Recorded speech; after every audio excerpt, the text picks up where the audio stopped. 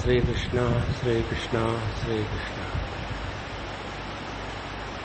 गुरुर्ब्रह्मा गुरुर्विष्णुः गुरुर्देवो महेश्वरः गुरुः साक्षात् परं ब्रह्म तस्मै श्री गुरवे नमः। तस्मै श्री गुरवे नमः।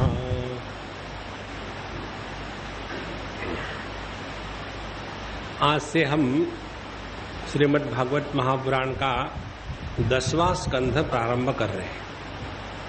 इस स्कंध तक पहुंचने में हम लोगों ने कम से कम 90 से ज़्यादा बार इकट्ठे होके मिले, तब जाकर के भगवान कृष्ण की लीला अब हमको यहाँ से विस्तार से सुनने को मिलेगी। यह 10वां स्कंध 2 भागों में बांटा हुआ है। तुम्हारा माइक ठीक नहीं है आज, इसमें हाविंग आ रहा है। यह जो 10वां स्कंध है उसमें 2 भाग है, पूर्वार्ध और उत्तरार्ध। इस पूर्वार्ध में भगवान की अनेक लीलाओं का वर्णन है 49 अध्यायों में, और बाकी का जो है वह उत्तरार्ध में है। आज की जो वर्षा है भगवान के आगमन की तैयारी कर रही है, क्योंकि काफी गंदगी हो गई थी बम्बई में, तो उसको धो करके साफ कर देंगे, तब जाकर के भगवान का अवतरण होता है। अथ प्रथमोऽध्यायः राजोवाच। राजा परीक्षित जी ने कहा, कथितो वंश विस्तारो भवता सोमसूर्ययोः राज्ञां चोभयवंशानां चरितं परमाद्भुतं यदोश्च धर्मशीलस्य नितरां मुनिसत्तम तत्रां सेनावतीर्णश्च विष्णोर्वीर्याणि शंसनः अवतीर्य यदोर्वंशे भगवान् पूतभावनः कृतवान् यानि विश्वात्मा तानि नो वद विस्तरात्। राजा परीक्षित जी पूछते हैं कि हे भगवान, उन्होंने जब भी अपने गुरु सुखदेव जी महाराज जिनसे वो कथा सुन रहे थे उनसे बात करी, तो उनको हमेशा भगवान इस नाम से संबोधित किया है, क्योंकि जिससे हम कुछ प्राप्त करना चाहते हैं उसके प्रति हमारे हृदय में भगवत बुद्धि होनी आवश्यक है। यदि मनुष्य के रूप में हम स्वीकार करेंगे तो मनुष्य में जो दोष है वही दोष फिर हमारे मन में आकर के हम उस कथा का रस स्वाद नहीं कर पाएंगे। इसीलिए वे अपने कथावाचक के प्रति आदर दर्शाते हैं। हे भगवान, कथितः वंश विस्तारः सोमसूर्ययोः, आपने सूर्य वंश और चंद्र वंश इन दोनों के विस्तार को बहुत सुंदर प्रकार से, जिनके अद्भुत चरित्र है, इसका वर्णन किया। और जो स्वाभाविक धर्म के अनुष्ठान में प्रेम रखने वाले हैं ऐसे यदुवंश का भी आपने वर्णन किया। और आपने ये भी कहा कि ऐसे ही यदुवंश में श्री बलराम जी के साथ भगवान श्री कृष्ण अवतरित हुए, लेकिन उनका जो चरित्र है वो आपने 90वें स्कंध के 24वें माने अंतिम अध्याय में केवल 5 श्लोकों में पूरा कर दिया। वो हमको नहीं जचा। कहते हैं अवतीर्यो यदोर्वंशे भगवान भूत भावनः, जो भगवान भूत भावन है। भूत भावन माने जो सबको जीवन प्रदान करने वाले और जो सबके आत्मा है, ऐसे भगवान का जो जन्म हुआ उसको आप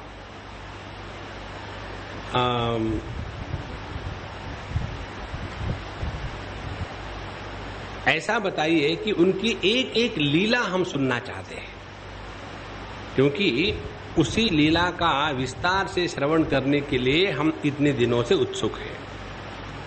और यह जो उनका श्लोक है बहुत ही सुंदर श्लोक है, 4th श्लोक। निवृत्त तर्षे रूपगीयमानात् भवोषधौ श्रोत्र मनोभिरामात् क उत्तम श्लोक गुणानुवादात पुमान विरज्ये बिना पशुघ्नात। ऐसा कौन होगा, माने ऐसा कोई भी नहीं हो सकता बिना पशुघ्नात, जो आत्महत्यारा हो उसको छोड़ करके ऐसा कोई नहीं हो सकता। कि जो भगवान की ये जो लीला कथा है, जो अपने भवसागर के रोग के निवारण की एकमात्र औषधि है, इसका पान नहीं करेगा, क्योंकि इसके द्वारा भवसागर का रोग अपने आप मिट जाता है। इसमें एक बात हम आपको बताएं, अपना मन चित्त की नदी को योग शास्त्र में कहते हैं उभय वाहिनी, उभय गाहिनी, जो दोनों तरफ बहती है। नॉर्मली नदी एक दिशा में बहती है, लेकिन ये जो चित्त की नदी है ये दोनों तरफ बहती है। या तो ये बहेगी जगत के तरफ और संसार निर्माण करेगी, या ये बहेगी अपने स्वरूप के तरफ और परमानंद निर्माण करेगी। तो इस मन को रोकने का प्रयत्न करना, इस मन को नियंत्रण में लाने का प्रयत्न करना, ये अत्यंत असंभव बात है। तो करे क्या, इस मन को भगवान के नाम में, उनके गुण में, उनकी कथा में, उनके लीला में लगा दें। बहुत आसान तरीका है। ये ऐसी बात है, छोटे बच्चे बहुत बिजी और कुछ ना कुछ करना चाहते हैं, उनको कहो कि चुप बैठो, आपके कहने से क्या होता है। बच्चों की फिलॉसफी मालूम है क्या है माता पिता के प्रति, हु केयर्स। तो वो अपने बोलते जाते हैं, बेटा ऐसा मत करो, वैसा मत करो, दे डोंट केयर। तो जो बाय मिस्टेक इंटेलिजेंट पेरेंट्स होते हैं, माने समझदार, इंटेलिजेंट माने समझदार, भाषांतरण का ठीक अर्थ समझ ले, तो वो क्या करेंगे, अपने बच्चों को इस प्रकार से डांट डपट के नहीं करेंगे, फिर उनको कहीं बिजी रख देंगे। तो यदि उनको बिजी रख दिया जाए तो वही बच्चे क्रिएटिव बन जाते हैं। इसी प्रकार से अपने मन को नियंत्रण करने के चक्कर में पड़ने के स्थान पर इस मन को भगवान के नाम स्मरण में, उनकी कथा में, साधु संत जो भागवत है, भगवान के भक्त है, उनके जीवन चरित्र में लगा दो, तो मन अपने आप धीरे धीरे नियंत्रण में आ जाता है। क्योंकि नियंत्रित मन से भी करना क्या है, हमको नियंत्रित मन से उसी प्रभु का नाम लेना है। इसीलिए पहले ही प्रारंभ क्यों ना कर दे। इसलिए भगवान के जो सुंदर सुंदर चरित्र है, हृदय को आनंद देने वाले रसपूर्ण, ऐसे चरित्र के प्रति कौन आकर्षित नहीं होगा। और फिर वो अपने अनुभव की बात बताते हैं कि जब कुरुक्षेत्र में महायुद्ध के समय सबको जीतने वाले भीष्म पितामह और अतिरथियों से मेरे दादा पांडवों का युद्ध हो रहा था, उस समय कौरवों की सेना उनके लिए अपार समुद्र के समान थी, जिसमें भीष्म आदि बड़े बड़े वीर मच्छों को भी निगल जाने वाले तिमिंगिल मच्छों के भांति भय उत्पन्न कर रहे थे। परंतु मेरे स्वनाम धन्य पितामह उन्होंने भगवान कृष्ण के चरण कमल की नौका का आश्रय लिया और इस समुद्र को अनायास ही पार कर गए, जैसे कोई छोटा गड्ढा पार करके चला जाए। माने महाभारत का युद्ध अंतिम था और इस युद्ध में या तो हमको जीतना है या तो हमको अपने आप को नष्ट करना है। इसी प्रकार से हमारे हरेक के जीवन में प्रत्येक जो समस्या है, उस समस्या में हम या तो अपना उद्धार कर सकते हैं या तो अपना नाश कर सकते हैं। यदि हमको अपने जीवन में रोज समझो 50 ऐसी बातें आती है, समय आते हैं, कंडीशन आती है कि जिसमें या तो हम अपना सत्यानाश करने का प्लान बना सकते हैं या उन्हीं स्थितियों से अपना उद्धार करने का प्लान बना सकते हैं। तो किसके द्वारा सत्यानाश होगा और उद्धार होगा? जिसके द्वारा हमारा मन प्रभु में लगेगा, वो हमारी साधना, और जिसके द्वारा हमारा मन जगत में फंसेगा, वो हमारा स्वयं का आत्मनाश है। इसलिए कहते हैं कि द्रौण्यस्त्र विलुप्तष्टमिदं मदंगम संतान बीजम कुरु पांडवानाम जुगोप कुक्षिम गत आत्तचक्रः मातुश्च मे यहाँ शरणम गताया। जब मेरा जो शरीर आप देख रहे हैं उस समय अश्वत्थामा के ब्रह्मास्त्र से जल चुका था। उस समय मेरी माता भगवान की शरण में गई उतराने और किसी को नहीं पुकारा। और उस समय भगवान स्वयं हाथ में चक्र लेकर के माता के गर्भ में प्रवेश किए और मेरी रक्षा करी। तो ऐसे भगवान का ये जो रूप यहाँ बताया है अत्यंत अप्रतिम है, इसको समझ ले। वीर्याणि तस्याखिल देह भाजाम अंतर्बहि पुरुष काल रूपैहि प्रयच्छतो मुतामृतम च माया मनुष्यस्य वदस्व विद्वान। हे विद्वान, हे भगवान, आप हमको ये भगवान की कथा विस्तार से सुनाइए। और कौन है ये भगवान? अंतर्बहि पुरुष काल रूपैहि। इस जरा ध्यान से समझ लेना, बहुत सुंदर बात है। परमात्मा अंदर में रह करके हमारा पोषण करते हैं, वही परमात्मा बाहर होकर के हमारा नाश करते हैं। देखो, बड़ी सुंदर बात है। अंतर अपने देह को, जीवन को, जीव के स्वभाव को धारण करने वाला जो पुरुष तत्व है वही बाहर के जगत में काल रूप से आता है। ये दोनों विरोधाभास कैसे संभव है? अब देखो,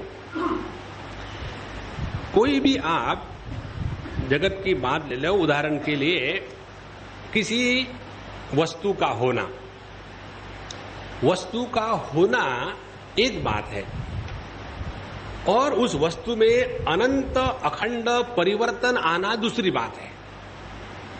जैसे समझो आपने एक आम का फल ले लिया, तो वो आम के फल को आधार दे रहा परमात्मा उस आम के फल में अस्तित्व रूप से रह करके, और फिर उस आम का जितना भी गुण इत्यादि, मीठा खट्टा इत्यादि, उसको आधार दे रहा वही परमात्मा।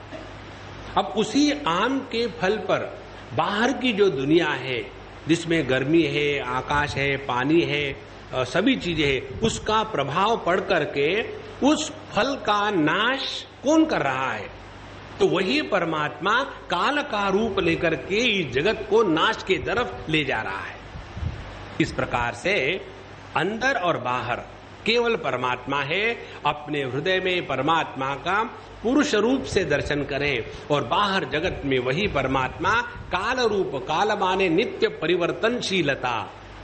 इस प्रकार से अंतर्बहि पुरुष काल रूप प्रयच्छता मृत्युम उतामृतम च। ऐसे जो माया मनुष्य है, इनकी हमको कहानी बताइए। ये जो अपने गीता प्रेस की पुस्तक है उसमें इस तत्व को जिस प्रकार से स्वामी अखंडानंद जी महाराज ने लिखा है, मैं आपको बताया। ये जो गीता प्रेस के भागवत का भाषांतरण ट्रांसलेशन है वो स्वामी जी ने किया था जब उन्होंने सन्यास नहीं लिया था। उस समय उनका नाम शंतनु विहारी द्विवेदी जी था। तो उन्होंने उस समय ये किया था। तो यहाँ बहुत सुंदर बात बताते हैं। समस्त देहधारियों के अंतःकरण में अंतर्यामी रूप से स्थित भगवान उनके जीवन का कारण है। देखो, जो हमारा जीवन चल रहा है, जैसे डाइजेशन ठीक हो रहा है, हार्ट चल रहा है और ब्लड सर्कुलेशन चल रहा है, जितना खाया उसको डाइजेस्ट करने के बाद उसमें से जो गंदगी उसको निकाला जा रहा है, ये सभी का सभी कार्य परमात्मा अंतर्यामी रूप से कर रहे हैं। तो समस्त देहधारियों के अंतःकरण में अंतर्यामी रूप से स्थित भगवान उसके जीवन का कारण है तथा बाहर काल रूप से स्थित हुए उसी का नाश करते हैं। देखो, कितनी सरल और सुंदर बात है। ये बात जिसको समझ में आ जाए उसको ये तत्व समझ में आ गया। आकाश तत्व और काल तत्व, time and space. Space is the principle of no change and time is the principle of change. They cannot exist without each other because they are one and the same. That is why when we talk of distances, we talk of distances either in time or in space. कितना दूर है? 200 kilometre या कितना दूर है? 15 minute लग जाएंगे. माने we are talking about देश no change and time is constant change. तो ये जो प्रिंसिपल ऑफ चेंज है, काल, ये भी भगवान है, और प्रिंसिपल ऑफ नो चेंज वो भी परमात्मा है. जिसने ये दोनों को एक रूप में स्वीकार किया है, उसी ने परमात्मा को पहचाना है. अब देखो, अभी विषय आया ही तो बता ही दूं, काल और अंतर्यामी रूप से परमात्मा का. काल किसको कहते हैं और देश किसको कहते हैं? हमारे वेदांत शास्त्र के अनुसार काल कहते हैं संवित क्रम के संवित को काल कहते हैं. The consciousness of sequence is called less time. क्रम संवित, संवित माने कॉन्शियसनेस, क्रम माने सीक्वेंस. तो जब तक के कोई कॉन्शियस प्रिंसिपल नहीं होगा, तब तक के सीक्वेंस एस्टैब्लिश नहीं होगा. और जब तक के सीक्वेंस एस्टैब्लिश नहीं होगा, तब तक के काल का जन्म नहीं होगा. रात को जब हम गहरी नींद में सो जाते हैं, तो उस समय हमको ये तो मालूम है कि हम सो गए. उसके बाद दूसरी घटना घटी ही नहीं, क्योंकि दूसरी घटना घटी नहीं तो काल का जन्म नहीं हुआ. फिर हम जब उठ जाते तो पहली बात क्या करते हैं? देखते हैं कितना बजा है, इतने बजे सोए थे, इतने बजे जग गए. इमीडिएटली सीक्वेंस इज एस्टैब्लिश और काल का जन्म हो जाता है. तो यह जो काल है, ये भी कॉन्शियसनेस का ही expression of recognition of sequence, क्रम के संवित को काल कहते हैं. और दूसरी बात, यही जो कॉन्शियसनेस है, दीर्घता के संवित को आकाश कहते हैं. माने the consciousness of expanse is called as space. अब सुषुप्ति अवस्था में हम पूर्व में है कि पश्चिम में है, हम ऊपर है कि नीचे है, हम साउथ वेस्ट में है कि नॉर्थ ईस्ट में है. देखो, तो यह जो एक्सपांस है वो भी एस्टैब्लिश होता है चैतन्य के कारण. तो दोनों का अर्थ क्या निकला? Consciousness is expressing as change and the same consciousness is expressing as no change. तो जब चैतन्य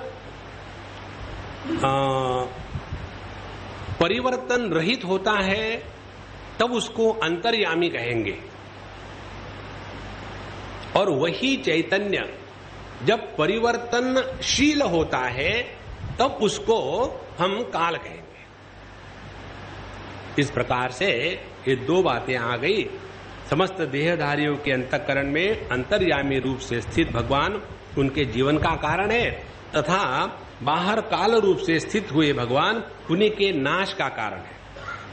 अतः जो आत्मज्ञानी जन है, अंतर्दृष्टि द्वारा उस अंतर्यामी की उपासना करते हैं, वे मोक्ष रूप अमर पद पाते हैं. और जो विषय प्राणी अज्ञानी पुरुष है, बाह्य दृष्टि से विषय के चिंतन में लगे रहते हैं और वो जन्म मरण रूप मृत्यु के भागी हो जाते हैं. तो ये दो बातें हो गई. वही परमात्मा काल रूप है और पुरुष रूप है. तो जब हम अपना ध्यान इस पुरुष रूप परमात्मा में रहेगा तो मोक्ष प्राप्त होगा, और परिवर्तन में लगेगा तो संसार प्राप्त होगा. लेकिन संसार भी भगवान का ही एक रूप है. यदि उसको समझ लिया तो रोना धोना बंद हो जाएगा, नहीं समझ लिया तो रोना धोना जारी रहेगा. तो ऐसे भगवान का आप हमको विस्तार से वर्णन कीजिए, क्योंकि उनके लीला का माधुर्य ही ऐसा है. और ये कहने के बाद अब एक प्रश्न उठाते हैं.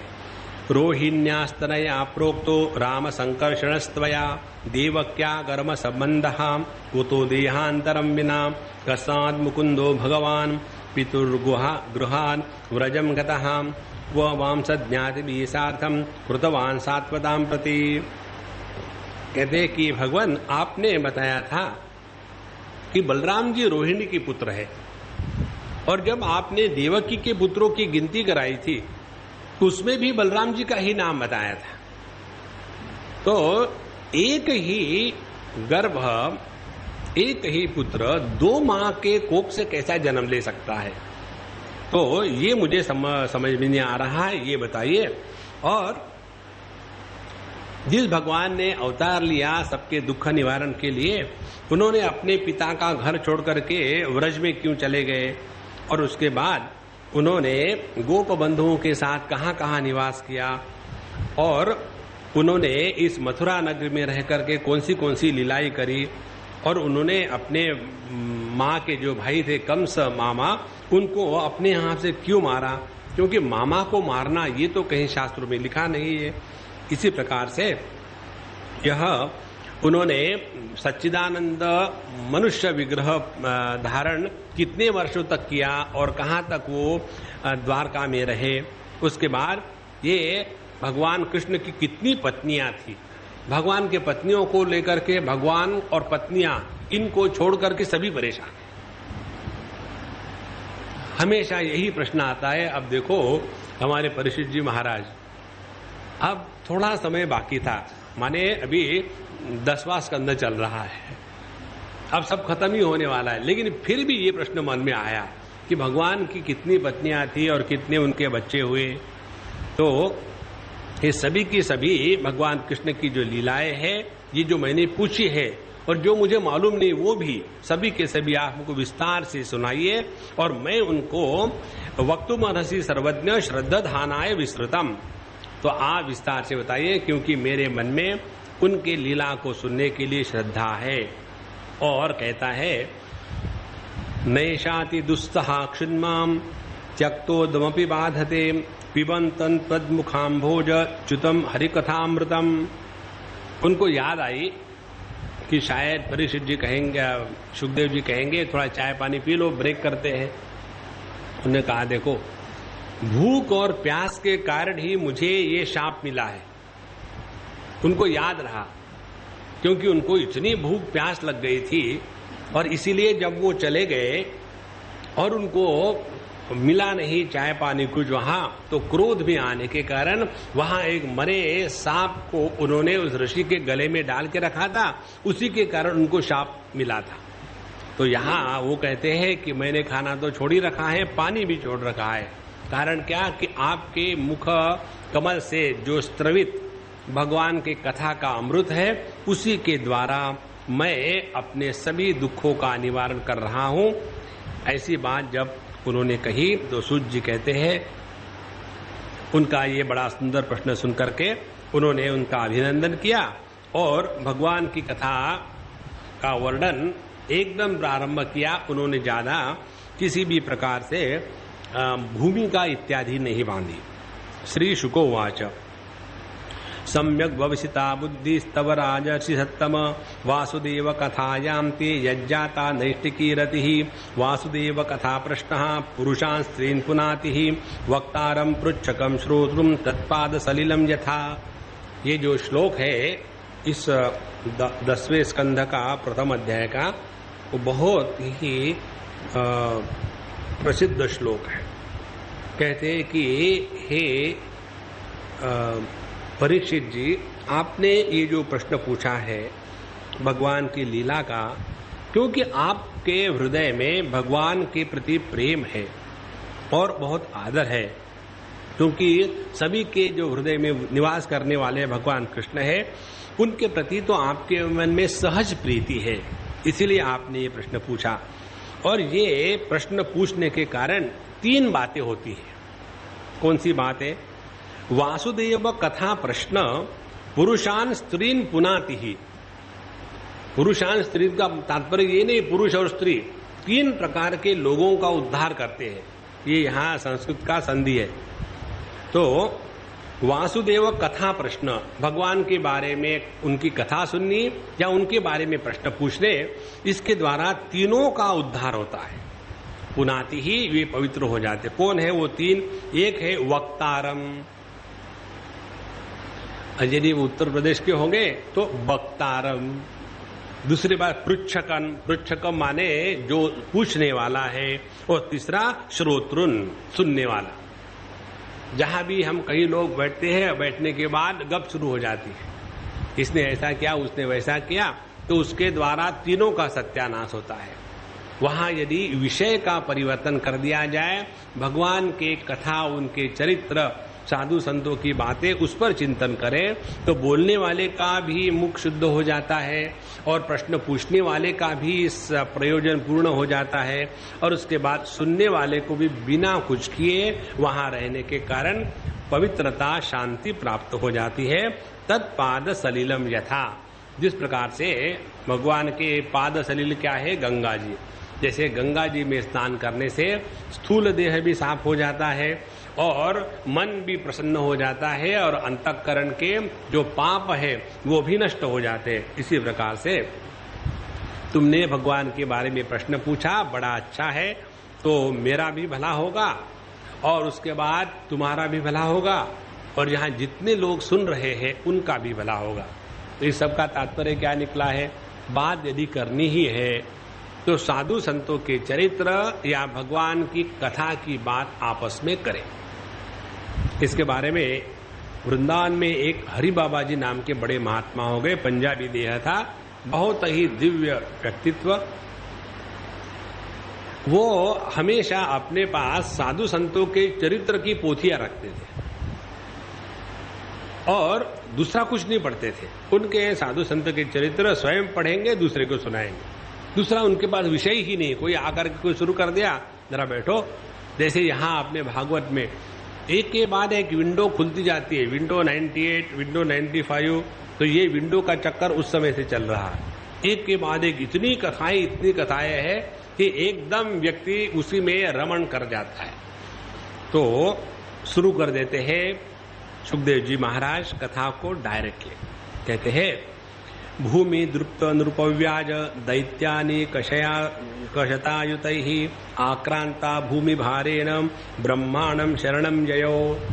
यह जो पृथ्वी है, अनेक दैत्यों ने अनेक प्रकार के राजाओं का रूप धारण कर लिया था और उसके कारण पृथ्वी पर बड़ा भार हो गया था और इसी अपने भार को नष्ट करने के लिए पृथ्वी माता ब्रह्मा जी के पास गई। अब ध्यान से सुनना। जैसे हम सभी के सभी इसी पृथ्वी पर उगे हुए हैं, जैसा पेड़ पृथ्वी पर उगा तो उस पेड़ का वजन पृथ्वी पर कभी नहीं होता। जैसे पेड़ के ऊपर में कोई फूल उगा तो फूल का वजन वो पेड़ पर थोड़ी होगा, क्योंकि वो उसी का प्रोडक्ट है। इसी प्रकार से जब यहां उन्होंने कहा कि सभी के सभी दैत्य राजा हो गए और उसके कारण पृथ्वी पर भार बढ़ गया, इसका क्या तात्पर्य है? ये बहुत महत्व का विषय है। देखो, पृथ्वी पर भार कब होता है? जब असत्य का साम्राज्य जब बढ़ जाता है तब पृथ्वी पर भार है। अब उदाहरण ले लो, हमारे अंतःकरण में दो प्रकार की वृत्तियां आती है। एक वृत्तियों को कहते हैं विकारात्मक वृत्ति और दूसरी वृत्ति को कहते हैं विचारात्मक वृत्ति। अब दोनों भी वृत्तियां हैं। जो विकारात्मक वृत्तियां हैं उनको कहते हैं काम, क्रोध, लोभ, मोह, मद, मात्सर्य, द्वेष, ईर्ष्या, जलन, घुटन, डिप्रेशन, सप्रेशन, एक्सप्रेशन। ये सभी की सभी जो है ये है विकारात्मक वृत्तियां। और दूसरी वृत्तियां विचारात्मक। मैं कौन हूं? यदि मैं परमात्मा स्वरूप हूं तो उसका तात्पर्य क्या है? यदि मैं देह से भिन्न हूं तो मेरा देह के साथ क्या संबंध है? यदि मैं सच्चिदानंद रूप हूं तो इसका अनुभव क्या होगा? क्या मेरे सिवा दूसरा कोई रह सकता है? ये सभी की सभी वृत्तियां ही है। अब दो प्रकार की वृत्तियां हो गई, एक काम क्रोधात्मक और दूसरी चिंतनात्मक। लेकिन ये जो काम क्रोधात्मक वृत्तियां है ये हमारे अंतःकरण पर बोझा बन जाती है। देखो, और जो चिंतनात्मक वृत्तियां है ये चिंतनात्मक वृत्तियां हमारे अंतःकरण पर बोझा नहीं होती। अब इसको स्पष्ट समझ लो। उसी प्रकार से जब भगवान यहां बताते हैं सुखदेव जी महाराज कि पृथ्वी पर अनेक दैत्यों ने राजा का रूप धारण कर लिया। देखो, जैसे अनेक क्रिमिनल्स जाकर के इलेक्शन लड़ करके वहां ऊपर जाके बैठते, उसी को कहते हैं ये प्रसंग। तो अनेक दैत्यों ने वहां राजा का रूप धारण कर लिया और उसी से पृथ्वी को भार लगा। और जो पृथ्वी भगवान ब्रह्मा जी के पास गई वो पृथ्वी, माने सवाल ये आएगा तो पृथ्वी ब्रह्मा जी के पास गई तो हम लोग भी गए होंगे, फ्री राइड।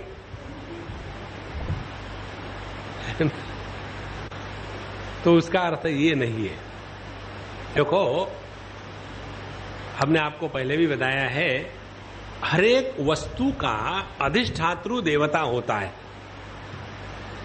जैसे आंखों के अधिष्ठातृ देवता है सूर्य भगवान। यदि वो हमारे आंखों पर प्रिसाइड नहीं करेंगे तो कोई भी डॉक्टर आ जाए वो हमको दृष्टि प्रदान नहीं कर सकता। इसी प्रकार से हर एक वस्तु की एक प्रिसाइडिंग डेटी होती है। तो ये अधिष्ठातृ देवता कौन सी है? इस अधिष्ठातृ देवता को चैतन्य कहते हैं। ध्यान से सुनना। जीवों में जो चर सृष्टि है, चेतनात्मक सृष्टि, उसमें चैतन्य की अभिव्यक्ति समझ लेना कोई कठिन बात नहीं है, ये बड़ा सरल बात है। लेकिन जो जड़ सृष्टि है, पेड़ पौधे नदी नाले, उनमें भी चेतना है और उसी चैतन्य के कारण उनका अस्तित्व है। तो दो प्रकार की बात हो गई। एक चेतनात्मक अस्तित्व जिसमें चैतन्य और अस्तित्व दोनों सम प्रमाण में उपलब्ध होते हैं, वह हो गई चर सृष्टि जिसमें हम सब लोग आ जाते हैं। और दूसरी चेतनात्मक सत्ता जिसमें सत्ता का प्राधान्य होने के कारण चैतन्य का गौणत्व हो जाता है। तो यह जो जड़ सृष्टि है, अचर सृष्टि है, उसमें भी जो चैतन्य अव्यक्त रूप से रहता है उसको कहते हैं उस वस्तु की अधिष्ठातृ देवता। तो जब पृथ्वी माता गाय का रूप लेकर के ब्रह्मा जी के पास चली गई तो इसका तात्पर्य है अधिष्ठातृ देवता। और वहां जाने के बाद उन्होंने गाय का रूप धारण किया। उनके आंखों से आंसू बह रहे थे, मन तो एकदम खिन्न हो गया था। और उसके बाद उनका उपस्थान अंतिके तस्मै व्यसनम स्वम वोचत।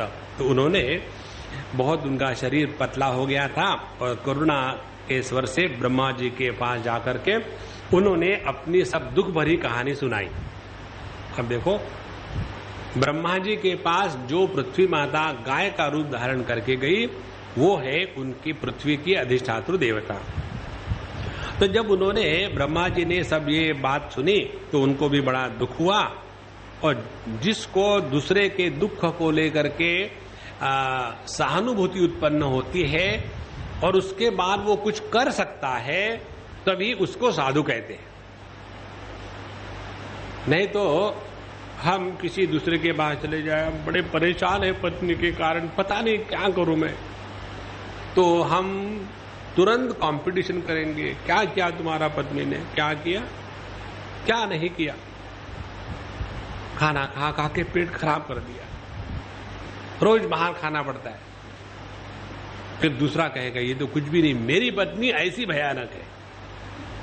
तो वो दोनों जो पति है वो पति तो पावन है, उनमें किसी में साधुत्व नहीं है। लेकिन जब हम किसी साधु संत के पास जाते हैं तो वो हमारे दुख को लेकर के हमको योग्य प्रकार की सलाह देते हैं जिसके द्वारा हमारे दुख का निवारण हो।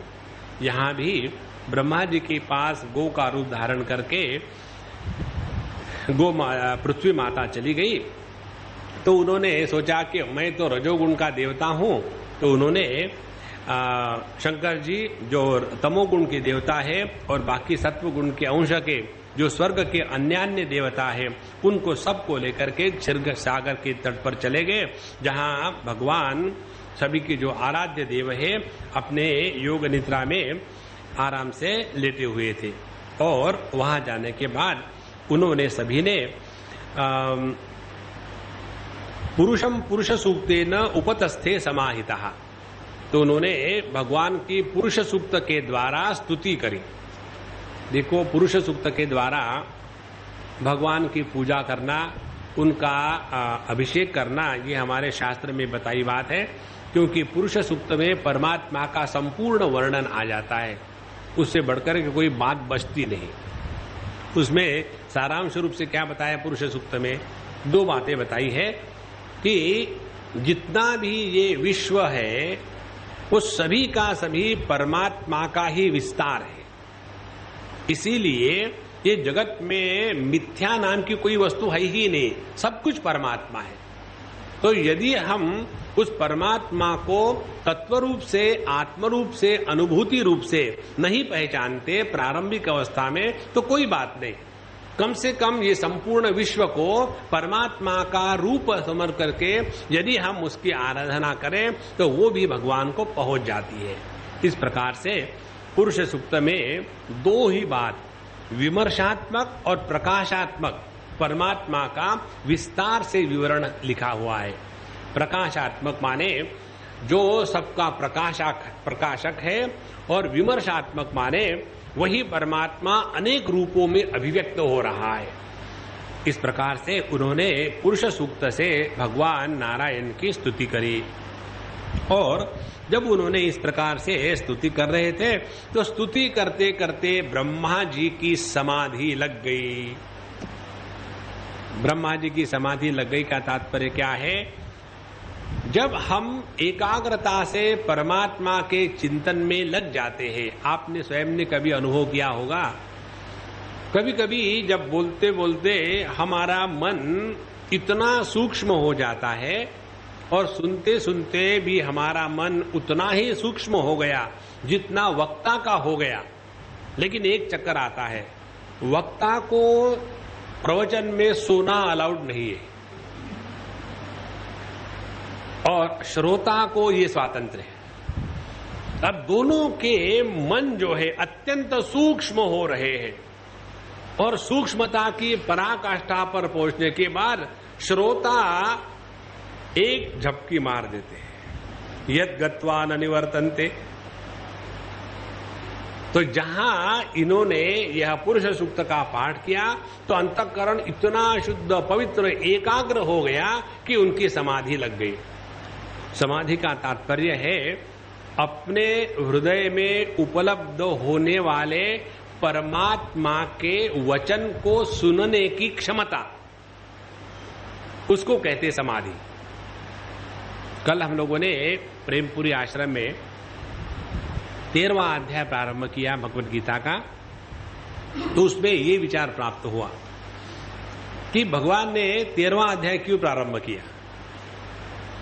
लोगों को विचार करने के लिए कोई परेशानी चाहिए, उसका अब हमने विस्तार तो बताया, लेकिन पहले ये बता दिया भाई सीधी सीधी बात है, भगवान ने 13वां अध्याय क्यों प्रारंभ कर दिया, उनकी मर्जी, उनको पूछने वाले हम होते कौन है। लेकिन फिर भी हम अपने बुद्धि को विस्तार प्राप्त करने के लिए बताते जाएंगे।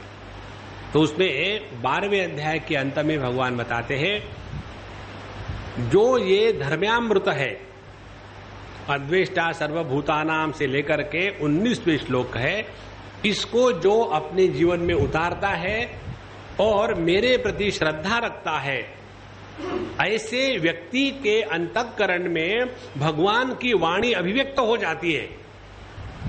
और इसीलिए 13वां अध्याय प्रारंभ होता है डायरेक्टली भगवान उवाच के बाद। देखो 12वां अध्याय श्री भगवान उवाच होने के बाद उसी में समाप्त हुआ, फिर 13वां अध्याय शुरू हुआ। तो यदि 12वां अध्याय भगवान उवाच के इसमें कंटिन्यूएशन में था तो फिर 13वें अध्याय में भगवान उवाच क्यों कहा? देखो वो तो कंटिन्यूएशन में है। तो यही तात्पर्य है, जितना हमारा अंतःकरण भगवान के गुण संकीर्तन नाम स्मरण इसमें तल्लीन हो जाएगा। तल्लीन का तात्पर्य मालूम है क्या है? तत् माने परमात्मा, लीन माने परमात्मा में मिल जाना।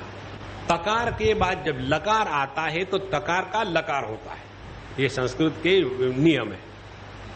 तो जहां हमारा मन तल्लीन हो गया, उसी मन में परमात्मा का आविर्भाव होता है।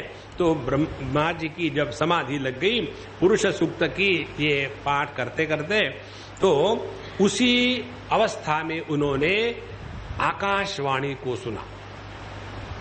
आकाशवाणी माने असली। देखो आकाश कहते किसको? जो बाहर जो है उसको कहते भूताकाश।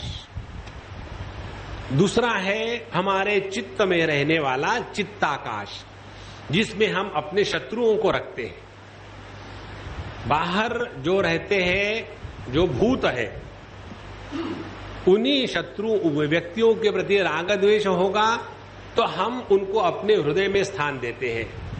तो जो हमारे शत्रु मित्र है वो हमारे हृदयाकाश माने चित्ताकाश में आकर के रहते हैं। और तीसरा आकाश है, वो है चिदाकाश। तो जब उन्होंने भगवान की पुरुष सूक्त से स्तुति करी तो उनकी समाधि लग गई। तो समाधि लग गई माने क्या? वो चित्ताकाश में प्रवेश कर चुके थे, और चित्ताकाश में प्रवेश करने के बाद जब चित्त की वृत्तियां शांत हो गई, तदा द्रष्टुः स्वरूपे अवस्थानम। योग सूत्र कहता है कि उस समय ये जो दृष्टा है वो अपने स्वरूप को प्राप्त कर लेता है।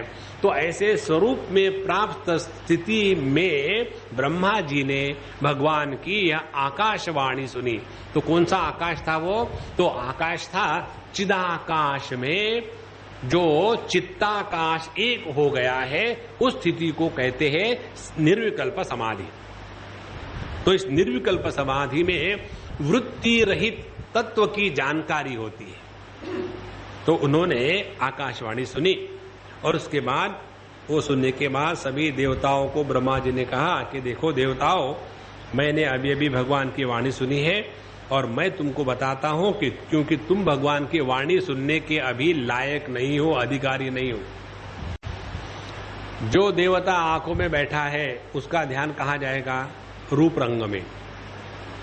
जो देवता रसना में बैठा है उसका ध्यान जाएगा अनेक प्रकार के स्वादिष्ट व्यंजनों में। और इसीलिए जिसका अंतःकरण समाहित हो गया है, ऐसे शुद्ध बुद्धि में दृश्यते तु अग्रया बुद्ध्या सूक्ष्मया सूक्ष्मदर्शिभिः, ऐसे अंतःकरण में तत्व की जानकारी होती है। तो मैं तुमको बता रहा हूं, वो सुन लो और वैसा करो, और इसमें कोई विलंब मत करना। और क्या क्या बताया है कि भगवान ने कहा कि तुम मेरे पास ये पृथ्वी का रोना धोना लेके आए हो। तुमको मालूम है क्या, मेरी दो पत्नियां हैं। एक लक्ष्मी देवी जिसको श्री देवी कहते हैं, और दूसरी भूदेवी। जो श्री देवी या लक्ष्मी देवी है ये भगवान की चंचल संपत्ति है, चंचल संपदा, सुवर्ण लक्ष्मी इसको इत्यादि कहते हैं। और भगवान की दूसरी संपत्ति है अचल संपत्ति, जिसको कहते हैं भूदेवी। अब जिस पति को अपने पत्नी के दुख मालूम ना हो तो पति थोड़ी है। तो नारायण भगवान ने कहा कि देखो, कोई डेलीगेशन लेके आवे, समझो हमारी पत्नी है, कोई डेलीगेशन लेके आवे हमारे पास, स्वामी जी आपसे कुछ बात करनी क्या। हम सभी इस सोसाइटी के जो रहने वाले लोग हैं उन्होंने एक मीटिंग कलेक्ट की, और इस मीटिंग में ये पास हो गया ठराव, आपको जाकर के बताए देखो आपकी पत्नी जो है ना उसको बड़े कष्ट है, तो उसके लिए आप कुछ करो। तो वो पति को अच्छा लगेगा क्या? इसी प्रकार से नारायण भगवान कहते देखो, तुम लोगों को मेरी पत्नी को क्या हो रहा है ये आकर के बोलने का, डेलीगेशन का अधिकार नहीं दिया, मुझे मालूम है। अब तुमको क्या करना है ये बताता हूं मैं। और फिर वो बताते हैं कि सभी के सभी देवता जाकर के अपने अपने कला शक्ति के द्वारा यदुकुल में जाकर के जन्म ले लो। और वहां जाने के बाद वसुदेव जी के घर में परब्रह्म परमात्मा पुरुषोत्तम स्वयं भगवान प्रकट हो गए और उनकी प्रियतमा राधा जी, उनकी सेवा के लिए देवांगनाएं भी जन्म ग्रहण करें। और भगवान शेष जी जो भगवान की ही कला है, इसके कारण अनंत है, आनंद मूर्ति है, सहस्त्र मुख वाले हैं, वो भी भगवान का कार्य करने के लिए पहले वही जाकर के बड़े भाई के रूप में वो पैदा होंगे। और उसके बाद उनकी योग माया जो है भगवान की, वो योग माया भी जिसने संपूर्ण जगत को मोह में रख दिया है, वो भी भगवान का कार्य करने के लिए अवतार ग्रहण करेगी। इस प्रकार से नारायण भगवान ने हम सबको अपना अपना कार्य करने के लिए बताया है। तो जाओ आप लोग तुरंत जाकर के व्रज भूमि में सभी की सभी देवता गोप बालाओं के रूप में अपने अंश से अवतार ग्रहण करो। अब देखो, जहां नारद भक्ति सूत्र में आता है कि भक्ति किसकी श्रेष्ठ थी, तो बताया यथा व्रज गोपिका नाम, जैसे व्रज की गोपियां थी। ये व्रज भी गोपियों में इतनी भगवान के प्रति भक्ति क्यों थी? क्योंकि वो हम लोगों के जैसे साधारण इस जगत में भोग करने के लिए पैदा नहीं हुए थे। उनके जन्म का तात्पर्य ये था कि भगवान के लीला में हम उनको सहाय्य करें। ध्यान से सुनना, यदि हम अपने जीवन का तात्पर्य ये करें कि भगवान की जो लीला चल रही है उसमें हमको अपने आप को तन्मयता से लगा देना है, तो भगवान की इस अखंड जो लीला चल रही है इसमें हमने क्या करना है? फिर यदि हमको भी व्रज गोपियों के जैसा दर्जा प्राप्त करना हो तो भगवान के लीला में अपने आप को सिंसियरली लगा दो। तो उसके लिए क्या करें? मेकअप करें गोपियों का? हाँ, वो करने की जरूरत नहीं। फिर क्या करें? तो हमको भगवान ने जिस घर में रखा है, जिस परिस्थिति में रखा है, जिन लोगों के साथ रखा है, जो जो हमारे कर्तव्य कर्म करने हैं, उन सब के साथ रह करके प्रेम से, आनंद से, जीवन में त्याग की भावना की पराकाष्ठा जागृत करके इस जगत में रह करके अपने जीवन का प्रत्येक क्षण जैसे गोपियों ने भगवान के प्राप्ति में ही लगाया था, वैसे अपने जीवन का एकमात्र प्रयोजन हो कि हम भगवान के प्राप्ति के लिए पैदा हुए हैं और जो सब कुछ चल रहा है भगवान की लीला है। इस जगत को कार्य कारण रूप से स्वीकार नहीं करना। इस जगत में प्रारब्ध, हमारे पता नहीं पिछले जन्म के क्या प्रारब्ध थे। एक बार हम अभी गए थे आसाम में, तो एक सज्जन, एक अम्मा हमको मिलने के लिए आई। बोले, स्वामी जी मेरे लड़की को आपने फोन किया तो मैंने पूछा कि मैं भी आऊं क्या स्वामी जी को मिलने के लिए? तो बोले आ जाओ। तो वो उनकी लड़की, उनके 2 बच्चे कॉलेज में पढ़ते हैं और ये दादी माँ, सबके नानी माँ, सबके सब आ गए। आने के बाद उन्होंने मुझे कहा कि स्वामी जी देखो क्या भी मेरा प्रारब्ध है, आपके दर्शन हो गए। उनका भाव अच्छा था, लेकिन व्यक्ति ये कर्म फल प्रारब्ध इसमें इतना फंस जाता है। देखो जरा ध्यान से सुनना, जहां हम अपने जीवन की घटनाओं को प्रारब्ध रूप से स्वीकार करेंगे, वहां हमने अपने कर्तृत्वाभिमान का त्याग नहीं किया है। और जब तक के कर्तृत्वाभिमान होगा तब तक के जीवन में दुख का अंत नहीं होगा। तो फिर जीवन की घटनाओं को कैसा स्वीकार करें? तो जीवन की घटनाओं को स्वीकार करने का भक्ति शास्त्र के अनुसार तरीका ये है कि ये संपूर्ण विश्व भगवान की लीला है और भगवान की लीला में सभी के सभी एक्टिंग करते हैं, रिएक्टिंग कोई नहीं करता। ये हमने आपको पहले भी कई बार बताया है।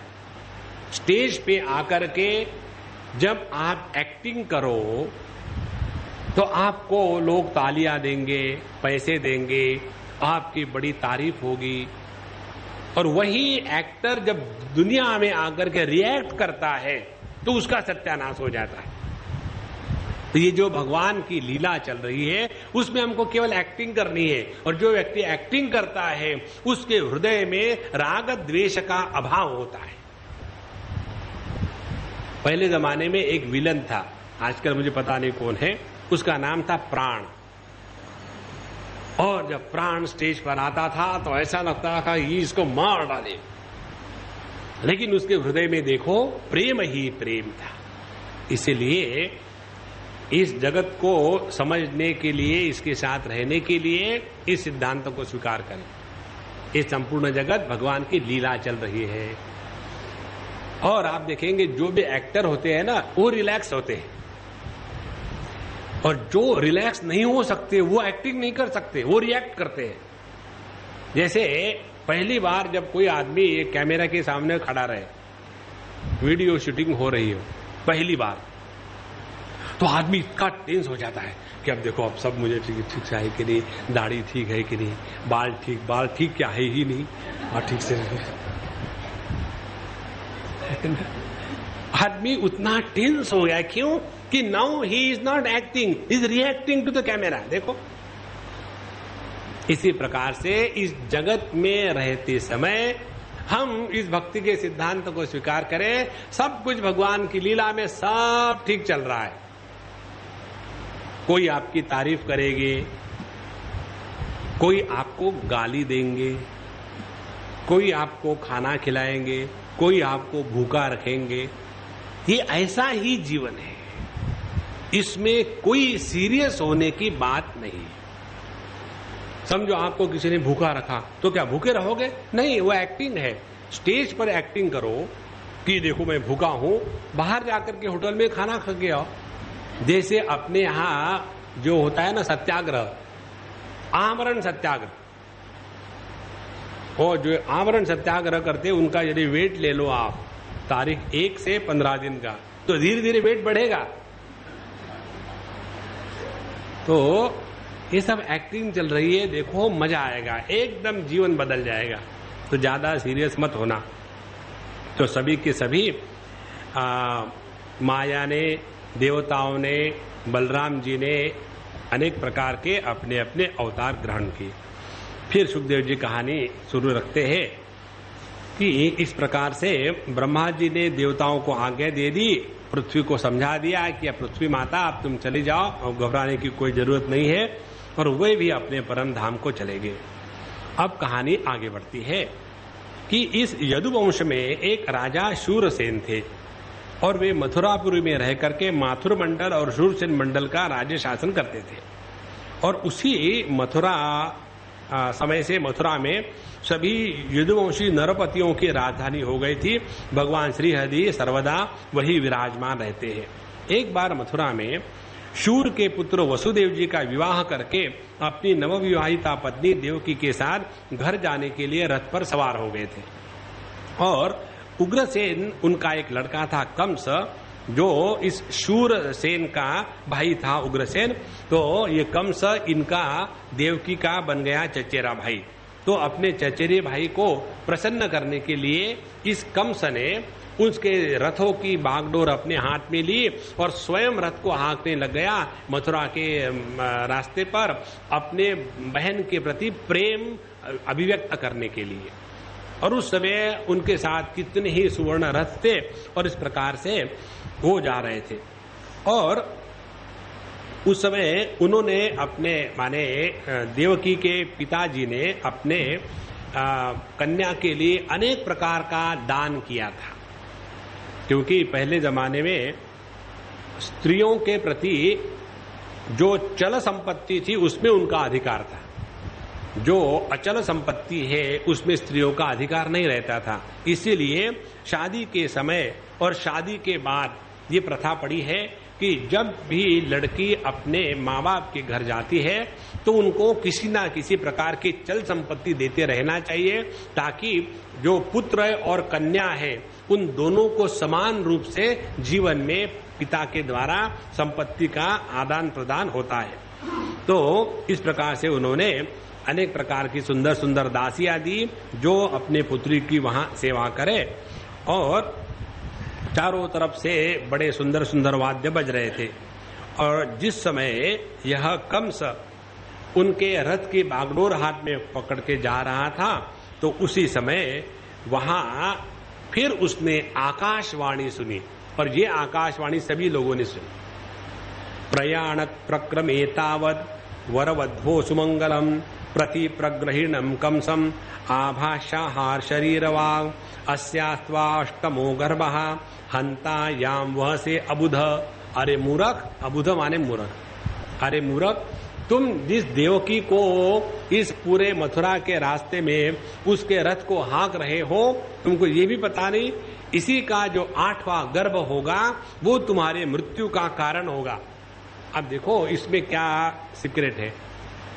ये नहीं कहा कि कन्या होगी कि पुत्र होगा, गर्भ कहा। गर्भ कुछ भी हो सकता है।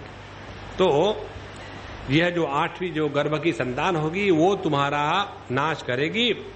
और जहां उसने ऐसी बात सुनी तो तुरंत उसी समय उसका जो अपने बहन के प्रति प्रेम था एक क्षण में समाप्त हो गया। दुष्ट का जो प्रेम होता है वो इसी प्रकार से आता है। जो व्यक्ति एक क्षण में आपके दोस्त हो जाते हैं ना, उनसे हमेशा बच के रहना चाहिए। जो एक क्षण में दोस्त होते हैं वो दूसरे क्षण में आपके दुश्मन बनने में उनको कोई परेशानी नहीं। तो यह जो कंस है, खल की प्रीति, खल माने दुष्ट पुरुष, उसकी प्रीति, उसका प्रेम ऐसा है कि एक क्षण में प्रेम, जहां तक के उनके स्वार्थ की बात सिद्ध होगी तब तक के प्रेम है। जहां उनके स्वार्थ का नाश होगा वहां वो दुश्मन बन जाते हैं। तो उसने जब ये आकाशवाणी सुनी तो तुरंत उसने अपनी तलवार खींची बाहर और देवकी जी की जो चोटी थी उसको पकड़कर उसको मारने के लिए तैयार हो गया। तो तम जुगुप्सित कर्माणम नृशंसम निरपत्रपम वसुदेवो महाभाग उवाच परिशांतवयन। तो ऐसा जब उन्होंने कहा तो वसुदेव जी महाराज अत्यंत शांत गंभीर स्वर में उनको समझाने के लिए बात कर रहे। अब यहां 2-3 बात देवकी जी की समझनी है हमको। जिनके गर्भ में भगवान अवतार लेते हैं वो व्यक्ति कैसा होता है। जब ऐसी देवकी जी की स्थिति हो गई तो पहली बात उन्होंने कंस से ये नहीं किया कहा कि हे कंस मुझे छोड़ दो, प्लीज मारो मत। उन्होंने नहीं कहा। दूसरी बात, उन्होंने अपने पति को भी नहीं कुछ कहा। यहां बैठे हो, शादी करके ले आए हो और 2 टाइम का खाना नहीं दे सकते, क्यों शादी करी? हाँ, अपने पति को भी नहीं कोसा। और तीसरी बात, उन्होंने किसी को भी इसके लिए जिम्मेदार नहीं कहा, ना तो उन्होंने कंस को कुछ दुरुत्तर किए या उनको बुरा कहा। ऐसा जो पवित्र अंतःकरण है उसी में परमात्मा का अवतरण होता है। देखो, देवक की जो कन्या थी उसका नाम था देवकी। तो जिस अंतःकरण में भगवान का अवतरण होना है वो अंतःकरण देवकी जैसा होना चाहिए। देवकी कैसी थी? अत्यंत सूक्ष्म बुद्धि वाली। सूक्ष्म बुद्धि वाली कौन है? जो ये समझ सके, ध्यान से सुनना, अपने जीवन का प्रत्येक प्रसंग हमको परमात्मा के तरफ ले जा सकता है यदि हम जागृत रहे तब। और ये सबको संभव है, ऐसी बात नहीं कि एक हाथ को संभव है। अब आप देखो कितने सारे कहानियां चरित्र आते हैं। जैसे वाल्मीकि जी का चरित्र लीजिए। रत्नाकर के नाम से जब वाल्मीकि जी पहले लोगों को लूट करके अपने पेट को पालते थे। तो नारद जी ने उनसे एक सहज बात कह दी, तो वो बात कहने के बाद पूरा उनका जीवन बदल गया। इसी प्रकार से यदि हम अपने जीवन के सभी चीजों का सूक्ष्मता से विश्लेषण करें तो पता चलेगा कि भगवान हमारे भलाई के लिए ही सभी प्रकार के अच्छे बुरे प्रसंग अपने जीवन में ले आता है। इसमें फिर हम कार्य कारण के परे चले जाएंगे। जब अपने जीवन की प्रत्येक घटना हमको भगवान की याद दिलाएगी तब जाकर के हम देवकी के जैसे हो गए। तो उन्होंने अपने मन को प्रभु में इतना लगा दिया था, इस घटना को लेकर भी उनमें कोई विचलन नहीं कमस से अपने प्राण का दान करने की बात कही, ना अपने पति का अपमान किया, ना वो रोने धोने लगी। और हमारे वसुदेव जी महाराज वो भी अपने मन को शांत रख करके उनसे कंस से बात करने लगे कि भोज यशस कर रहा, हे भोज वंश के कीर्ति को बढ़ाने वाले कंस महाराज, सभी के सभी लोग तुम्हारे शौर्य की और शूर के गुण गाथा की तारीफ करते हैं। और ये जो सकथम भगिनी हन्या स्त्रिय मुद्वाह पर्वणि, तो ऐसी जो आप है, आप अपने बहन का नाश किस प्रकार से कर सकते हैं, और वो भी कब, जब विवाह का शुभ अवसर है, क्योंकि विवाह होकर के वो चल ही रहे थे, और ऐसी स्थिति में आप उनको कैसे मार सकते हैं। और जहां तक के मरने की बात है, अब यहाँ का जो प्रसंग है पूरा का पूरा वसुदेव जी ने जो कहा है, ये प्रसंग मध्यम दर्जे का है एक सांसारिक व्यक्ति को समझाने के लिए। उसके बाद का प्रसंग आएगा कि जो संसार में भी गया बीता है उसको समझाने के लिए। ये तत्व का चिंतन नहीं है, लेकिन इसी प्रकार से हम अपने बुद्धि को संतुलित रख सकते हैं। तो यहां जो कहते हैं मृत्यु जन्ममतां वीर देहेन सहजायते अद्यवान्द शतान्ते वाम मृत्युर्वै प्राणिनाम ध्रुवम। देखो हे वीरवर, मृत्यु तो सभी के पीछे लगा ही है। जहां हम पैदा हो गए वही हमारा मृत्यु हमारे पीछे दौड़ रहा है। फिर चाहे हमारी मृत्यु आज हो या 100 वर्ष के बाद हो, जो प्राणी है जन्मा उसको तो मरना ही है। और ये शरीर का अंत होने के पश्चात ये जीव अपने कर्म के अनुसार दूसरे शरीर को ग्रहण कर लेता है और पहला शरीर उसको छोड़ना पड़ता है। उन्होंने उदाहरण दिया, ये उदाहरण बहुत जगह में आया है भागवत में, किस प्रकार से ये जीव अपने इस देह का त्याग करके दूसरे देह को धारण करता है। जैसे चलते समय मनुष्य पहला कदम उठाने के बाद दूसरा कदम रख दिया, और दूसरी कदम जब पक्की हो जाती है तब पहले कदम को उठाता है। उसी प्रकार से ये जीव पहले दूसरे देह का आकार धारण कर लेता है, उसके बाद इस देह का त्याग कर लेता है। और दूसरा उदाहरण उन्होंने दिया, जैसे ये जो कैटरपिलर होते हैं, तो कैटरपिलर जब चलते हैं पत्ते पर तो पहले सामने कहीं पकड़ लिया और वहां पक्की पकड़ हो गई, तब पीछे के अंग को उठाते हैं। इसी प्रकार से मरते समय जैसे जैसे हमारे मन का आकार होगा, उस आकार को लेकर के हम दूसरा जन्म ग्रहण करते हैं। इसको लेकिन ज्यादा सीरियसली मत लेना, हमको परमात्मा का दर्शन करना है। अच्छा समझ में आ रहा, तो मैं बाहर जाते समय कौन सा आकार धारण करूंगा, पकोड़ा या चिकन या हॉट डॉग या कोल्ड कैट। देखो, तो ये इसका तात्पर्य नहीं है, तात्पर्य हम बाद में बताएंगे। तो वैसे ही जीव अपने कर्म के अनुसार एक शरीर को प्राप्त करने के बाद इस शरीर को छोड़ देता है। तो उदाहरण उन्होंने दिया, स्वप्ने यथा पश्यति देव मिदृशम मनोरथे नाभि निविष्ट चेतन दृष्ट श्रुताभ्याम मनसानुचिंतन प्रपद्यते तम किमपि यपस्मृति। जैसे व्यक्ति दिन में अनेक बातों को सुना और रात को सपने में उसी को देखता है कल्पना के द्वारा, वैसे ही आकार उसका मन धारण करता है। या जब हम अनेक लोग, भिन्न लोग, इनकी अनेक प्रकार की बातें सुनते हैं तो वही हमारा मन आकार धारण करता है और उसके बाद फिर हम वैसे सुख दुख के भोग करते हैं। लेकिन फिर जब जागृत अवस्था में आ गए तो सबका त्याग हो गया। इसी प्रकार से जीव एक जगह से दूसरे शरीर को जाता है और पहले शरीर के सभी चीज को भूल जाता है। और ये जो जीव का मन है ये अनेक प्रकार के विकारों का पुंज है और अपने प्रारब्ध कर्मों के अनुसार ये भगवान की माया में रचे हुए अपने कर्मों को भोगते हुए जिस जिस प्रकार के चिंतन में ये जीव लगा है उसी प्रकार से उस देह को अपना मानता है और उसी में जन्म ग्रहण कर लेता है।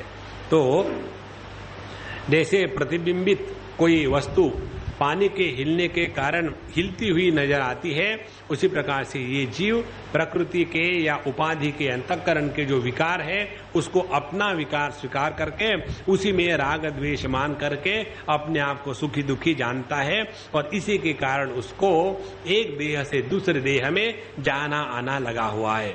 इसीलिए कहते हैं तस्मान न कस्यचित् द्रोहम आचरेत् स तथा विदः आत्मनः क्षेममन विच्छन् ध्रुवैहि परतो भयम्।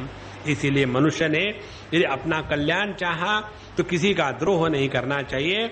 और क्योंकि जीव जब कर्म के अधीन हो जाता है तो उसको जीवन मरण लगा ही रहेगा। तो जीवन मरण के भय से निकलने के लिए पहली बात है किसी का अत्याचार हिंसा द्रोह ना करे। और इस प्रकार से उन्होंने कहा एषा तवानुजा बाला कृपणा पुत्री कोपमा हंतुम नार्हसि कल्याणीम इमाम तुम दीनवत्सलः। हे दीनवत्सल, हे कंस जी, ये तो आपकी बहन है और आपके पुत्री के समान है और ये बहुत ही छोटी है, इसलिए आप इसको मत मारिए क्योंकि आप तो दीनवत्सल है, सबकी रक्षा करने वाले हैं। इस प्रकार से पहले वसुदेव जी ने कंस को शराफत से समझाने का प्रयत्न किया। देखो लोगों के साथ किस प्रकार से बात करके अपने कार्य को साधना चाहिए किसी भी प्रसंग में, ये हमको ये प्रसंग सिखाता है। हर बार हर एक के साथ भिड़ जाना ये कोई समझदारी नहीं है। और अपने योग्य समय आने पर योग्य विचारों के द्वारा हम अपने जीवन को चलाएं। तो पहले उन्होंने उसको ठीक समझाने का प्रयत्न किया, लेकिन अगला यदि ठीक समझाने के लायक हो तब तो उसको ये बात समझ में आएगी। और यदि व्यक्ति कोई अपने क्रोध के आवेग में आ गया हो तो वो क्या कहेगा, जैसे अभी अपने नेपाल में हो गया था, तो जो नेपाल की घटना हुई है बस उसी प्रकार से, दूसरा कोई नहीं है। ये अखंड काल से चल रहा है, इसमें नवीन कुछ भी नहीं है। तो जैसे औरंगजेब ने अपने पिता को डाला था, ये नेपाल के महात्मा ने जो किया है, उसी प्रकार से आगे जाकर के ये जो हमारे कंस मामा है ये भी अपने पिताजी को हाथ में बांध करके उनको भी जेल में डालेंगे। तो ये ऐतिहासिक तथ्य है, इसमें नाविन्य कुछ भी नहीं है, हमेशा होता आ रहा है। इसीलिए उसको लेकर के मन को परेशान मत करो, भगवान की लीला को समझो और उसी में मन को लगाओ। तो सुखदेव जी कहते हैं स एवं सामभीर्भेदैहि बोध्यमानोऽपि दारुणः न निवर्तते कौरव्य पुरुषादान अनुव्रतः। तो उन्होंने जब देखा कि पहले तो वसुदेव जी ने उनकी बड़ी प्रशंसा करी कि तुम बड़े अच्छे हो और इस कुल के यश का वर्धन करने वाले हो, पहले उनको इसको कहते साम नीति, समझा बुझा करके तारीफ करके उनको समझाने का बताया। फिर भी समझ में नहीं आया तो फिर भय नीति बताई कि यदि इस प्रकार के गलत कार्य हम करेंगे तो हमको अनेक जन्म प्राप्त होंगे और उसके कारण फिर हम जन्म जन्म में भटकते ही रहेंगे। अब इसका भी जब कंस के ऊपर कुछ प्रभाव नहीं पड़ा क्योंकि वो बहुत क्रूर था और राक्षसों का अनुयायी हो गया था, इसीलिए उसने अपने घोर संकल्प को नहीं छोड़ा। तो फिर उन्होंने सोचा कि इस समय क्या करना चाहिए। तो इस समय क्या करना चाहिए, बड़ी महत्व की बात है। हर एक समय यही करना चाहिए। कौन सी बात? अपने वर्तमान का आदर करे। जो व्यक्ति अपने वर्तमान का आदर करता है वही अपने भविष्य का सुधार करता है। जिसने अपने वर्तमान को नहीं सुधारा, आदर नहीं किया, वो अपने भविष्य का सुधार कभी भी नहीं कर सकता है। तो इस समय वसुदेव जी के सामने कौन सी समस्या थी? सबसे प्राइम समस्या ये थी कि ये न केन प्रकारेण, किसी प्रकार से कंस को देवकी जी की हत्या करने से रोकना है। ये प्राइम इंपॉर्टेंट कार्य हो गया। तो इसलिए उन्होंने इस प्रकार से विचार किया, मृत्यु बुद्धि मतापोह्यो यावत् बुद्धि बलोदयम यद्यसौ न निवर्तेत नापराधोस्ति देहिनः। बुद्धिमान पुरुष को जहां तक हो सके अपने बुद्धि और बल के द्वारा अपने मृत्यु को टालने का प्रयत्न करना चाहिए। और प्रयत्न करने पर भी यदि मृत्यु नहीं टले तो फिर उसके लिए फिर हम किसी प्रकार के हमने ये करना वो करना, ऐसी ग्लानि निर्माण नहीं होती और फिर उसका कोई दोष भी नहीं है। इसीलिए इस मृत्यु रूप कंस को अपने पुत्र देने की प्रतिज्ञा यदि मैं कर लूं तो ये मृत्यु रूपी कंस मेरी पत्नी देवकी को छोड़ देगा। ऐसा उन्होंने विचार किया और फिर और विचार किया अपने मन में, उल्टा भी तो हो सकता है कि मेरे बच्चे ही इसको मार डाले, या किसको पता है कि मेरे बच्चे कब होंगे और उसके बाद तब तक कि ये कंस ये जिंदा भी रहेगा या नहीं। इस प्रकार से उन्होंने विचार किया कि अभी तो यही महत्व की बात है कि मृत्यु को इस समय टालना चाहिए। क्योंकि फिर उन्होंने इस प्रसंग को लेकर ऐसे विचार किया, ये बहुत ही सुंदर विचार है। जैसे कई बार जंगलों में आग लगती है तो एक आध पेड़ ऐसा होता है कि जिसको आग ने स्पर्श नहीं किया, बाकी सब जल गया। जैसे अभी अपने गुजरात में जो भूकंप हुआ था उसमें कितने लोग मर गए और कितनों को कुछ भी नहीं हुआ, वहीं थे। तो इसका कोई कार्य कारण कुछ नहीं है, ये ऐसे ही चल रहा है। इसीलिए इसमें अपने मन को न लगा करके इस समय हमको ये सिर्फ ध्यान रखना है कि किसी भी प्रकार से अपने पत्नी का इस समय ये जो मृत्यु बनकर के सामने आया है उसको अभी बचाना है। इसीलिए उन्होंने अपने बुद्धि के अनुसार बड़ी कंस की प्रशंसा करी और वो तो अत्यंत निर्लज्ज क्रूर था, लेकिन फिर भी वसुदेव जी ने उसको अपने मन को प्रफुल्लित करके अच्छे शब्दों के द्वारा कंस को हंसते हंसते हुए मनसा दूयमानेन विहसन इदम अब्रवीत, हंसते हुए चेहरे से उन्होंने कंस को कहा, न यस्यास्ते भयम सौम्य यद वागाह शरीरिणी। देखो हे सौम्य, हे बड़े बहुत अच्छे पवित्र आत्मा, हे कंस महाराज, हमने जो आकाशवाणी सुनी है ना उसमें क्या कहा था कि इसके गर्भ के कारण तुमको डर है, इसके कारण तो नहीं है ना। बोले हाँ ये तो कहा था, फिर उसको क्यों मार रहे हो? तो जहां तक इसके गर्भ की बात है, मैं तुमको प्रॉमिस करता हूं कि प्रत्येक गर्भ जब पैदा होगा तो उसको मैं तुम्हारे हाथ में दे दूंगा और तुम उसको मार डालो। तो तुरंत उसके बाद समझ में आ गया, हाँ ये तो बात तो ठीक ही है और ये वसुदेव जी ने कही है। तो ये वसुदेव जी अपने वाणी के पक्के थे, वो झूठ मूठ बोलने वाले नहीं थे।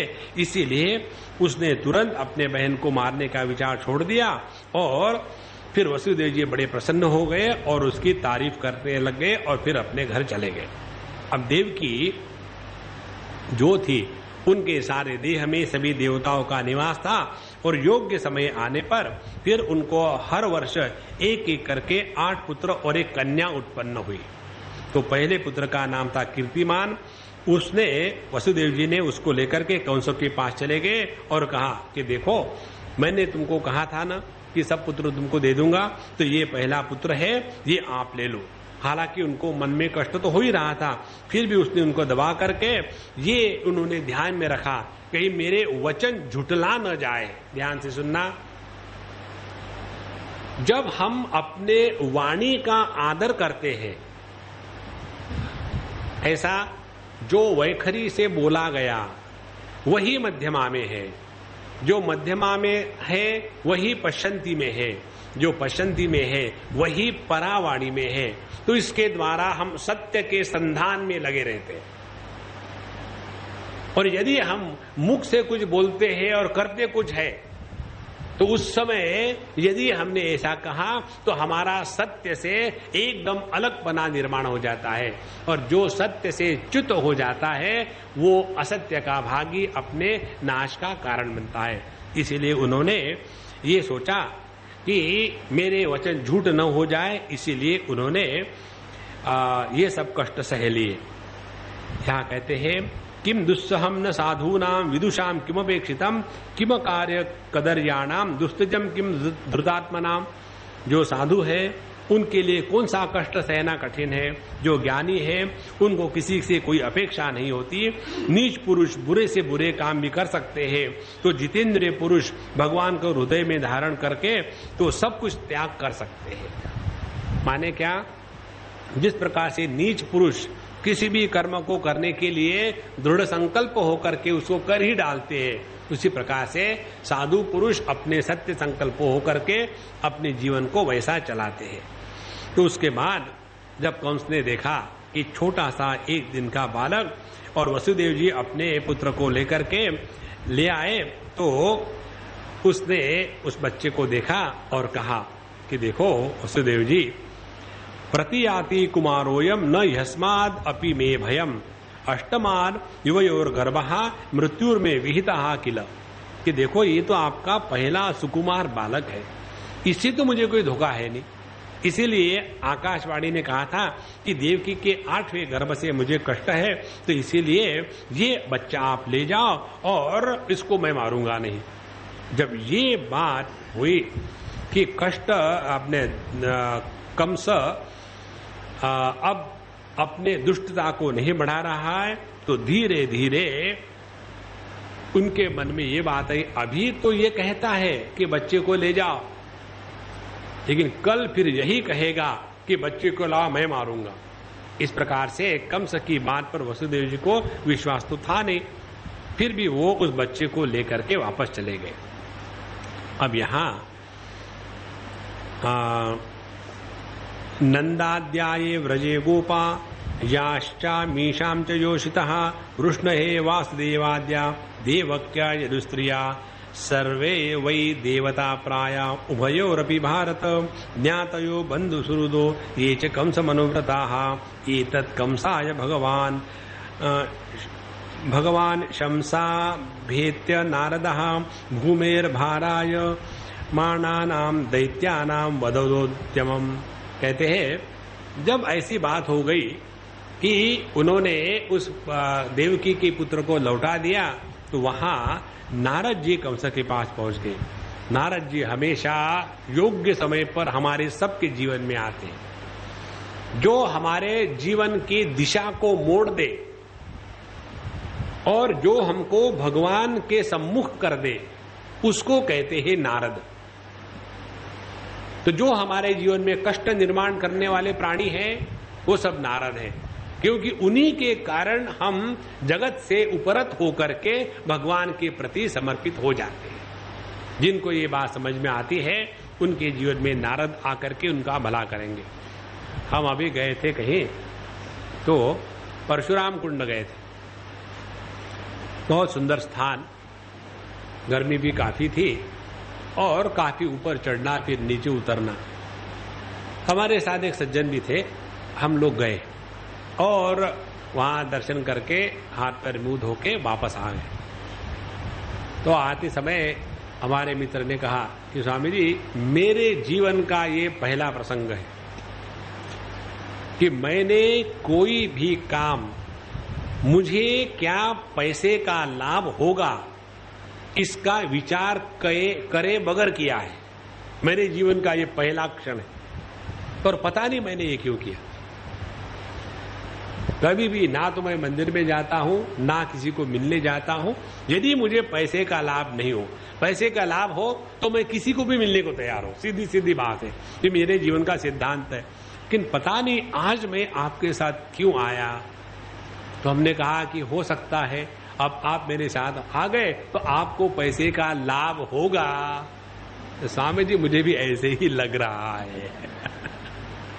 देखो, जिस कारण से हमारा मन भगवान में लगता है वो कारण को नारद जी कहते हैं। तो नारद जी कंस के पास गए और बोले कि देखो हे कंस, तुमको मालूम नहीं ये व्रज में रहने वाले नंद आदि गोप, उनकी स्त्रियां, वसुदेव, वृष्णिवंशी, यादव, देवकी, यदुवंश की स्त्रियां, नंद, वसुदेव, सभी के सभी जितने भी हैं ये सभी की सभी देवता है और ये इस समय तुम्हारी सेवा कर रहे हैं, ये सभी देवता ही है। और इनको ये बतलाया गया है कि दैत्य के कारण पृथ्वी का भार बढ़ गया है, इसलिए देवताओं की ओर से उन आप सबके वध की तैयारी की जा रही है। इस प्रकार से चाबी भर के नारद जी चले गए।